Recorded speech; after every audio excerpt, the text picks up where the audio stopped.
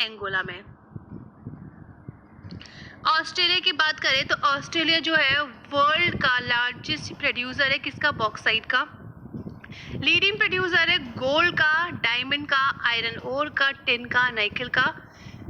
यहाँ पे copper, lead, zinc, manganese पाए जाते हैं। अगर हम दो रीजन की बात करें तो करगोलाय एंड कुलगाडाय, ये एरियाज है वेस्टर्न ऑस्ट्रेलिया में जहाँ पे बहुत ज़्यादा रिजर्व्स है किसके, गोल्ड के। ठीक है, आपको याद रखना है कैलगुलाय एंड कुलगाडाय, ये दो वेस्टर्न ऑस्ट्रेलिया में एरियाज है जहाँ पे गोल्ड के डिपॉजिट्स है, गोल्ड के रिजर्व्स है। अब देखिए एक टाइप का डायमंड होता है ग्रीन डायमंड, ये रेयरेस्ट डायमंड है। अगर हम देखें तो ओल्डेस्ट रॉक्स जो है वर्ल्ड के वो कहाँ पे, वेस्टर्न ऑस्ट्रेलिया में है। They date from 4300 million years ago, only 300 million ago after the earth was formed. ठीक है, तो ओल्डेस्ट रॉक्स वर्ल्ड के कहाँ पे पाए जाते हैं, कहाँ पे हैं, वेस्टर्न ऑस्ट्रेलिया में। वर्ल्ड का रेयरेस्ट डायमंड कौन सा है, ग्रीन डायमंड। ये कुछ फैक्ट्स है। एंटार्क्टिका के बारे में बात करें तो देखिए एंटार्क्टिका में भी लोग कहते हैं कि एंटार्क्टिका में भी बहुत ज़्यादा डिपॉजिट्स हैं डिफरेंट मेटालिक मिनरल्स के।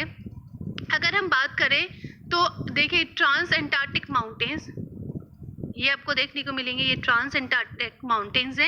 एंड प्रिंस चार्ल्स माउंटेन्स है ईस्ट एंटार्क्टिका में। बोला जाता है कि यहाँ पे देखिए, बोला जाता है कि ये जो ट्रांस एंटार्क्टिक माउंटेन्स है यहाँ पे कोल के डिपॉजिट्स हैं। एंड प्रिंस चार्ल्स माउंटेन्स जो है ईस्ट एंटार्क्टिका में, यहाँ पे काफ़ी ज़्यादा आयरन के डिपॉजिट्स हैं। तो ये अभी फोरकास्ट किया गया है। एंड ऐसा भी बोला जाता है कि एंटार्क्टिका में आयरन और गोल्ड, सिल्वर एंड ऑयल भी काफ़ी ज़्यादा क्वांटिटी में अवेलेबल है।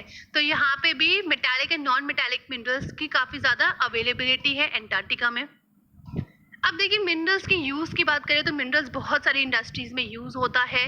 जैसे देखिए ज्वेलरी में यूज़ होता है, एज अ जेम हम इसको यूज़ करते हैं। कॉपर की हम बात करें तो कॉपर कॉइन्स से लेके पाइप्स में सब में यूज़ होता है। सिलिकॉन की बात करें तो सिलिकॉन कंप्यूटर इंडस्ट्री में यूज़ किया जाता है जिसको क्वार्ट्ज से हम ऑब्टेन करते हैं। एल्यूमिनियम को कहाँ से निकाला जाता है, देखिए जिस तरह से सिलिकॉन है इसको क्वार्ट्ज से ऑब्टेन किया जाता है, उसी तरह से एल्यूमिनियम को किससे निकाला जाता है, बॉक्साइट ओर से निकाला जाता है।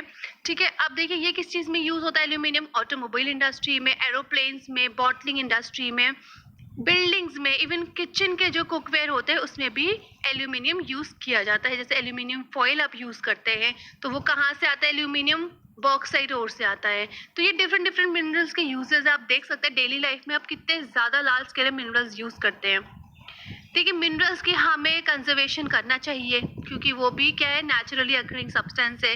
तो वो भी क्या है, अगर हम मिनरल्स की बात करें तो मिनरल्स क्या है, नॉन रिन्यूएबल रिसोर्स है। मैंने आपको बताया था कि जो नॉन रिन्यूएबल रिसोर्सेज होते हैं उनको बहुत टाइम लगता है वापस से रिन्यू होने में, 1000 ईयर्स लगते हैं उनको वापस से फॉर्म होने में। इस तरह से हमें क्या करना चाहिए, उनका कम से कम अगर हम यूज़ करें तो हम क्या करते हैं, अगर हम यूज़ कर रहे हैं तो हमें उसको रीयूज़ करना चाहिए, रिसाइकिल करना चाहिए, जिसको हम बोलते हैं 3R स्ट्रैटेजी। पावर रिसोर्सेज की बात करें तो देखिए पावर, आपको पता है जो एनर्जी है वो हमारी लाइफ में कितनी ज़्यादा इंपॉर्टेंट है। हमें इंडस्ट्री से agriculture, transport, communication, defence, daily life, हम सब चीज़ों के लिए आपको पता है पावर, इलेक्ट्रिसिटी आपको कितनी ज़्यादा है ज़रूरत होती है। अब देखिए सोर्सेस अगर हम एनर्जी के देखें तो एनर्जी के दो टाइप के सोर्सेज है जहाँ से अब एनर्जी के एक्सट्रैक्ट कर सकते हैं, ले सकते हैं। एक है कन्वेंशनल सोर्सेज, दूसरे होते हैं non conventional sources. Conventional sources भी दो टाइप के होते हैं, एक होते हैं कमर्शियल, एक होते हैं नॉन कमर्शियल। कमर्शियल की बात करें तो आपको कोल, पेट्रोलियम, इलेक्ट्रिसिटी देखने को मिलेगा। नॉन कमर्शियल की बात करें तो फायरवुड हो गया, स्ट्रॉ हो गया, ड्राइड डंग, जो कि आपने देखा होगा कि विलेजेस में आपने देखा होगा कि लोग क्या करते हैं, घर में जो जिनके चूल्हा होता है तो उसमें क्या यूज करते हैं, फायरवुड यूज करते हैं। नॉन कन्वेंशनल सोर्सेज अगर आप देखिए तो बायो एनर्जी है, सोलर एनर्जी है, विंड एनर्जी है, टाइडल एनर्जी है।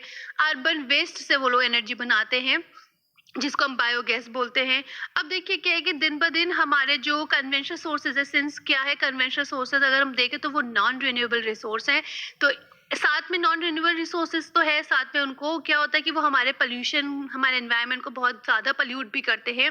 इस तरह से हम लोग नॉन कन्वेंशनल सोर्सेज में स्विच कर रहे हैं, जिस तरह से हम अपने कन्वेंशनल सोर्सेज को प्रिजर्व भी कर सके और साथ साथ में हम अपने एनवायरनमेंट को पोल्यूट होने से बचा सकें। कन्वेंशनल सोर्सेज देखिए फायरवुड है, इसको कुकिंग हीटिंग के लिए यूज किया जाता है। अगर हम अपनी कंट्री की बात करें इंडिया में, तो मोस्टली 50% एनर्जी जो यूज होती है विलेजेस में वो फायरवुड से आती है। यानी कि 50% अभी भी एनर्जी किस पे डिपेंडेंट है, फायरवुड पे in the villages. Fossil fuels की बात करें तो फॉसिल फ्यूल्स है फॉर एग्जांपल कोल है, पेट्रोलियम है, नेचुरल गैस है। ये बहुत इंपॉर्टेंट और बहुत ज्यादा मेन कन्वेंशनल एनर्जी सोर्सेज है। चलिए कोल की बात करते हैं, तो कोल सबसे ज्यादा अवेलेबल फॉसिल फ्यूल है। ठीक है, किस किस में यूज होता है, डोमेस्टिक फ्यूल में यूज होता है, इंडस्ट्रीज में यूज होता है, स्टीम इंजन में यूज होता है, इलेक्ट्रिसिटी जनरेट करने में यूज होता है। देखिए जब हम कोल से इलेक्ट्रिसिटी को जनरेट करते हैं तो ऐसी इलेक्ट्रिसिटी जनरेटेड को हम बोलते हैं थर्मल पावर, क्योंकि कोल से बनाई गई है। अब देखिए क्या है कि कोल जो है, अगर हम कोल को देखें कि कोल कैसे फॉर्म हुआ था, देखिए बहुत साल पहले अराउंड 300 मिलियन ईयर्स अगो स्वैम्प्स जो थे, जब हमें यहाँ पे डायनासोर से भी पहले की बात है, बहुत बड़े बड़े जायंट प्लांट्स थे जो कि स्वैम्प्स में क्या वो डाई हो गए। फिर क्या हुआ, उसके ऊपर एक दूसरी लेयर आई, प्लांट्स फिर से बरी हो गए वाटर के डर्ट के अंदर। तो उसके अंदर क्या हुआ, हीट एंड प्रेशर की वजह से ये जो डेड प्लांट्स थे, ये प्लांट्स एंड ये सब जो थे देखिए पानी के अंदर आ गए। तो बहुत हीट की वजह से क्या होता है, हीट की वजह से ये सब कोल में फॉर्म हो जाते हैं। हीट एंड प्रेशर की वजह से ये कोल में फॉर्म हो जाते हैं। जितना ज्यादा पुराना होता जाएगा उतना ज्यादा हार्ड कोल होता है और उतना ज्यादा उसकी क्वालिटी अच्छी होती है। इसके भी डिफरेंट टाइप है, जैसे बिटुमिनियस कोल होता है, ठीक है। ऐसे डिफरेंट 3 टाइप के जो होते हैं वो भी हम बाद में जब हम हायर ग्रेड पे पहुंचेंगे तब हम उसके बारे में पढ़ेंगे। अब देखिए यहाँ पे देखिए इस तरह से कोल फॉर्म्ड हुआ था, ठीक है।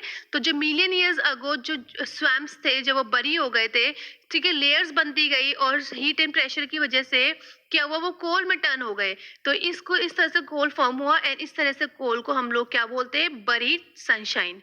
तो बरीड सनशाइन किसको बोला जाता है, कोल को।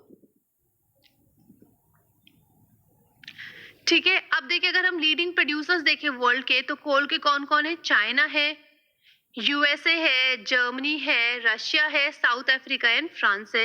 इंडिया में अगर हम कोल प्रोड्यूसिंग एरियाज की बात करें तो रानीगंज हमने सुना होगा, झरिया है, धनबाद है एंड बोकारो इन झारखंड। ये काफी फेमस एरियाज है कोल प्रोड्यूसिंग एरियाज। पेट्रोलियम की बात करें तो पेट्रोलियम देखिए क्या होता है, ये लेयर्स में फॉर्म होते हैं, ठीक है। जैसे मैंने आपको बताया था सेडिमेंट्री रॉक्स जो होते हैं उनके लेयर्स में पेट्रोलियम को निकाला जाता है, उसमें वो पाए जाते हैं। फिर इसको क्या करा जाता है, ड्रिलिंग से ऑयल को निकाला जाता है ऑफशोर रीजन्स या कोस्टल एरियाज में। फिर वापस बाद में इनको क्या होता है, इस ऑयल को जो एक्सट्रैक्ट करने का रिफाइनरीज में भेजा जाता है, जहां पे क्रूड ऑयल को रिफाइन किया जाता है। फिर अलग अलग टाइप के प्रोडक्ट्स बनाए जाते हैं, जैसे डीजल है, पेट्रोल है, केरोसिन है, प्लास्टिक्स वगैरह वगैरह ये सब बनाए जाते हैं। अब देखिए जो पेट्रोल और उसके डेरिवेटिव्स है, यानी कि पेट्रोलियम और उससे बनाए हुए जो प्रोडक्ट्स हैं, उसको हम बोलते हैं ब्लैक गोल्ड, क्योंकि जो पेट्रोलियम है वो भी गोल्ड के बराबर वैल्यूएबल है, कि उसकी वैल्यू मार्केट में गोल्ड के इक्वल है, इसलिए ब्लैक गोल्ड पेट्रोलियम को बोला जाता है।